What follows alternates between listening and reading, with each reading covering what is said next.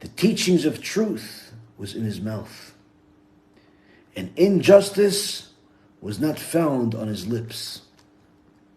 He walked with me in peace and with fairness, and turned many away from iniquity. Here HaKadosh Baruch Hu tells us who are his favorite speakers, who are his favorite people that he loves them and he has a special covenant with them. 4 different things. They teach the truth. Whatever comes out of their mouth is true. They don't make up lies. They don't have their own unique opinions. They simply say truth and nothing else. You ask a question, there's no, maybe I should say this, maybe I should say that, maybe this will offend people, maybe this will make me unpopular. None of that stuff. This is one of the reasons why we had the lectures last week, to explain the Torah perspective about what to do at war when it comes to children, babies, women, and how the Torah does not permit us to have any mercy whatsoever. Now this may have shocked certain people until they see that this is exactly what the Torah says. The only thing that should be shocking to you is that countless other scholars in the world of Torah are not teaching the same exact thing to the public right now, and removing all of this liberalism that we have in the air that's poisoning people to make them think that we're supposed to have some type of proportionate response.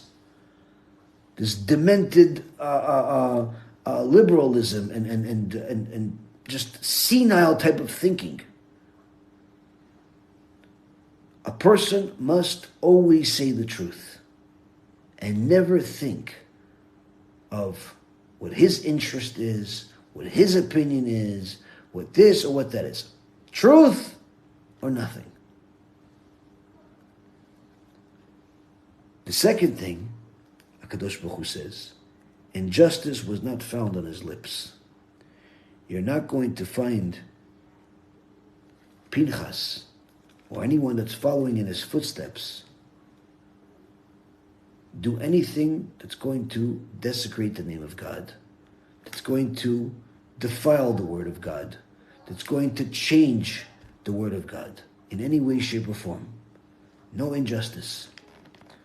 Third step, he walked with me in peace and with fairness. He wasn't worried about being in peace and in fairness with other people that pretended to be colleagues, pretended to be fellow rabbis, pretended to be fellow community members. He wasn't worried about being fellows with them and walking in peace with them. Why? Because when you're in peace with Hashem, you're in peace with all of the people that want peace with Hashem. But when you're in peace with people, you could be an enemy of God at the same time. So it's important for a person to know the number one priority that you have in your life is your relationship with Hashem. It's more than your marriage. It's more than your parents. It's more than your children. It's more than yourself even. But for people that are worried about what the crowd is going to say, and what the public is going to say, and what the media is going to say, and what this one's going to say, and therefore they don't say because they're afraid of what everybody else is going to say, you're not walking with Hashem. You're not walking with Hashem. You want to walk with Hashem? Say the words of Hashem. Say the words of the Torah. Last but not least, for someone that wants this special covenant, this special Brit Shalom that HaKadosh Baruch Hu says hovered over Pinchas ben Elazar ben Aaron HaKohen to the point where HaKadosh Baruch Hu did not allow him to die. He became Eliyahu Navi, who never died, and is mentioned here at the end of Malachi's prophecy, as he is the one that's going to introduce the Mashiach.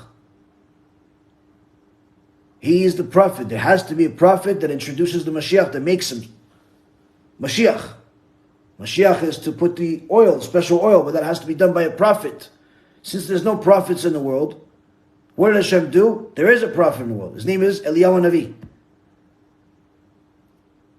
So here we see HaKadosh Baruch Hu is offering this opportunity of Brit Shalom to the one who says the truth. No injustice is found on his lips. He walks in peace with Hashem. And last but not least, he gets people away from sinning. He turns people away from sinning. He teaches them to stay away from pornography, never waste seed, never commit adultery, never be promiscuous. Make sure that if you're married, you keep family purity. Make sure that your business is honest according to the Torah. Make sure that you eat only kosher food.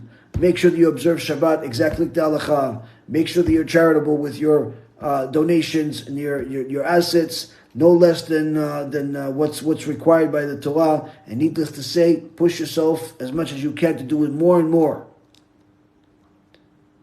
Stay away from sinning. Sur mera v'aseh tov. Stay away from evil and do good. When a person turns people away from sins, along with the other three steps, Hashem says, that is a person that will get the Brit Shalom. Now, each and every single person can have that. They don't have to be a famous speaker. They don't have to be a big rabbi. But they can be partners in all of this. And Rabbi Shimon Bar Yochai says to us, Gadol ha'me'aseh min ha'oseh. Greater is the person that enables a person to do mitzvah than the person himself that did it. Meaning the people that contribute to the righteous cause literally have more benefit than the one that actually is doing the work.